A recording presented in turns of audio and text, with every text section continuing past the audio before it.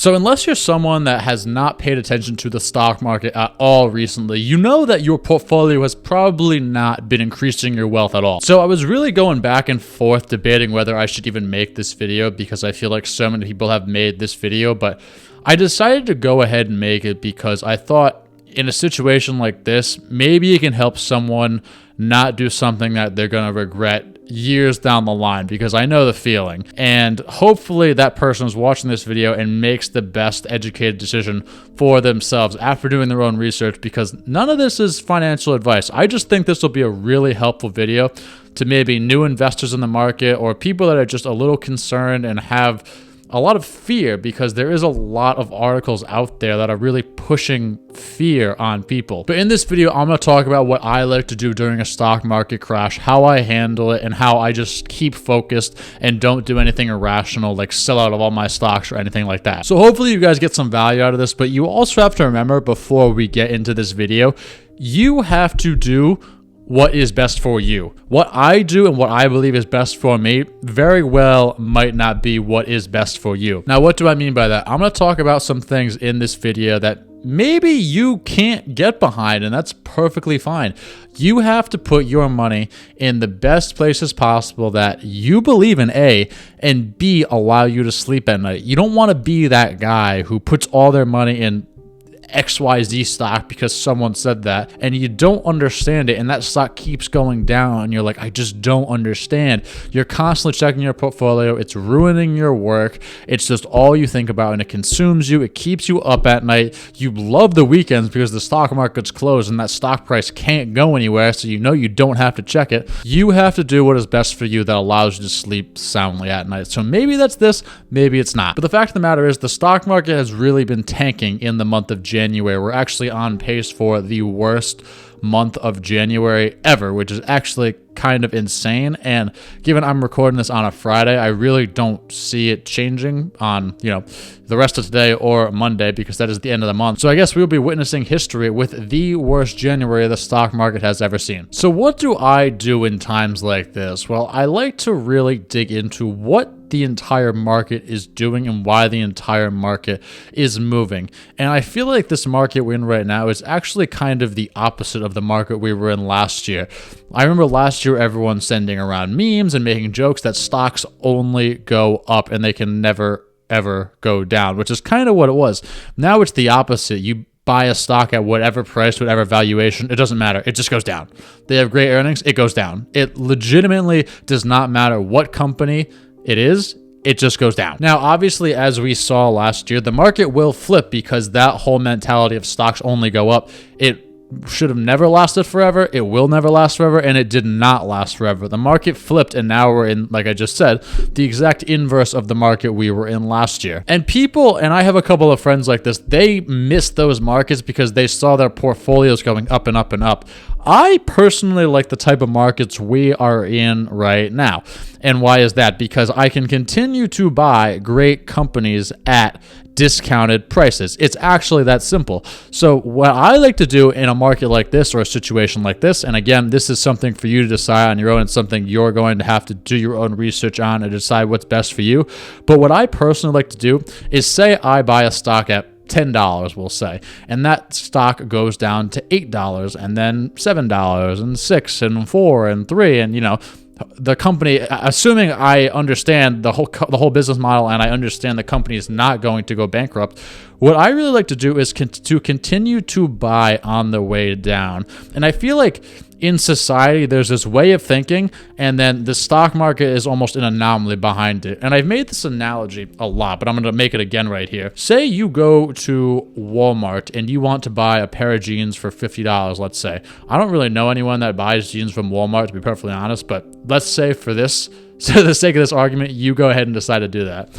So you go to Walmart and you buy a pair of jeans for $50, or you want to buy a pair of jeans and you want to spend $50 max. So you get to Walmart and that pair of jeans is 50% off. So you can buy that pair of jeans for $25. Now, in the stock market, if you buy a company at $10 and then that company's valuation is cut in half and it's only $5, why would you not want to buy it? If you believe that that stock and that company was a great deal when it was $10 per share, why is it not as good of a deal at $5 per share? And I think this has to do with newer investors allowing the noise to come in a little bit more, because every single time the market's tanking, every single time a stock's going down, maybe it's a stock you own, maybe it's a stock you love, CNBC is going to be all over that. You know, Jim Cramer's going to be blasting it like, this stock's going to zero. I can't buy it until I see a reverse trend or whatever the case may be. And I don't like to make things that complex,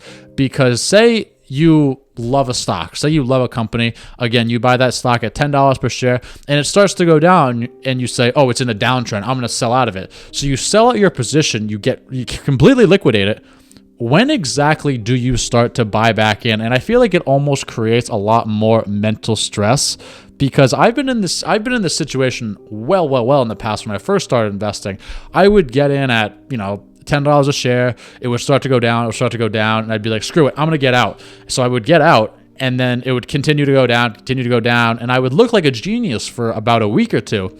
But then that stock would start to come back, and I didn't know whether to get back in or not. Say that stock went from 10 to 8, I sold out, went down to 6 to 5. Then it went up to 6. Do I get back in there, or is it going to come back down? So maybe it went up to 6 and then it went down to 4. Is 4 the bottom? Do I get in there? Then it would go up to 8. And I said, okay, it's done. It's in an uptrend. I can get in that stock. Buy back in at 8, goes back down to 6.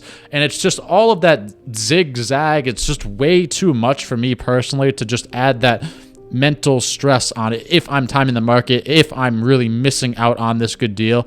So personally, I would just rather leave my money in there, and if the net income is going where I think it's going to go over 3 years, and the expansion is going to where I think it's going to go over 3 to 5 years, I really just don't even see a reason bother selling out. Kind of look at it in the NFL, will say every single team plays the same amount of games in the regular season, and every single team that's ever won the Super Bowl, this has happened, but it's very rare teams just steamroll and there's no adversity involved at all. Sometimes teams are riding high, sometimes teams are riding low.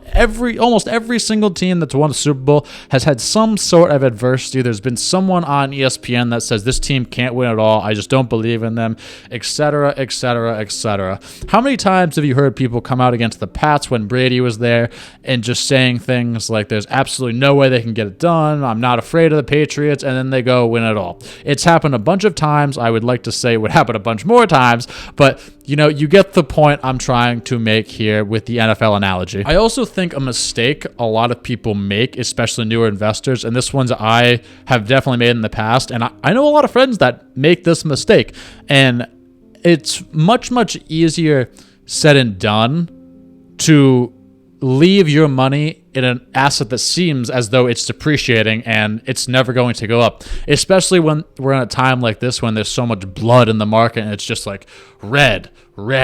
It can be really tempting to just say, I can't do this, I can't stomach it, so I'm going to sell out. Even if you're an experienced investor, never mind if you're an experienced investor and you don't have a lot of day-to-day tasks, you don't have a job, you're not busy on a day-to-day basis, it can be very, very stressful. So what I like to do, and what I think is best for a lot of people, especially if you're a newer investor, you've done your research on these companies, you keep up with them, you have a bullish thesis, and you have a certain price point and a certain net income and a certain market cap you think these companies are going to go to over time, don't look at your portfolio. If you're someone that's checking your portfolio 30 times a day, I personally feel like this just leads to a lot of irrational decision making, and I feel like it does a lot more harm than good. Like I already said, I feel like you're much better just leaving your money where it is, forgetting about it, forgetting it's even there. Well, maybe not forget it's even there because you still want to stay up to date with these companies, but not checking it every single minute of every single day. Just keep going about day-to-day life and just see if your bullish thesis was right, which if you've done your full research, it should pan out for you over time,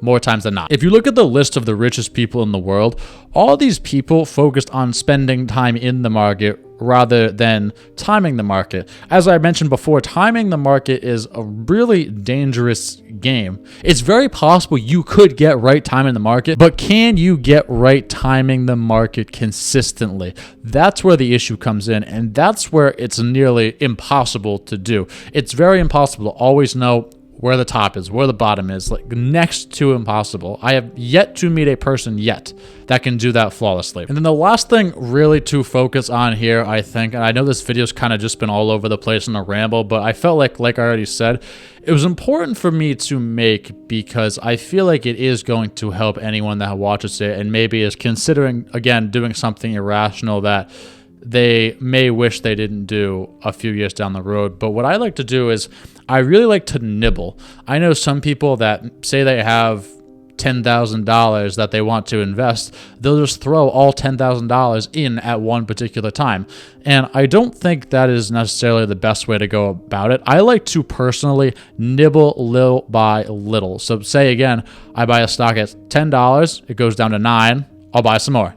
If it goes down to 8, I'll buy heavier. If it goes down to 7, I'll buy heavier. If it goes down to 6, I'll buy heavier. If nothing's changed with the underlying business and the fundamentals of the business, I don't personally see a need to not buy that stock any heavier, to be perfectly honest. And the thing is, if you invest all $10,000 right up front like that, then you're at the mercy of the market. You're really not in a position of power because you're essentially just hoping that the market starts going up and you're essentially banking on that's the bottom. Well, what if it's not? Regardless of how stupid and how silly the valuation is, the stock can always go lower. But you also have to remember, in an irrational market like this, the pendulum always swings back and it always evens out eventually over time. But it's so important to take the nibbling strategy into consideration because everyone has a finite amount of money. Doesn't matter if you're a multi-billionaire. It doesn't matter if you're someone working a $30,000 a year job. Everyone has a finite amount of money. But as time goes on, you're also going to make more money. Again, it doesn't matter if you're making $30,000 or if you're making $2 billion a year. You're going to have more money coming in. You're going to have more money that you can invest. And if that stock continues to go down, to me, in my mind, it just makes logical sense to pick up shares of a great company that you already thought was undervalued for cheaper as you have that cash flow coming in each month, each week, whatever the case may be, however often you get paid. And the real way I look at this here is the more I buy, the more that stock stays down low, the more I can pick up shares for cheaper. Honestly, the more money I really just believe I'm going to make over time. You have to remember, when you're long-term investing, you're buying into an asset that is going to make you money over the next few years. If you're day trading or swing trading, that's a completely different video and a completely different conversation. But if you're partaking in long-term investing, you're making a long-term investment. What does it matter what the market does today, tomorrow, next week, or next month? You're making a long-term investment. So to summarize what I do, I like to buy great companies that are undervalued.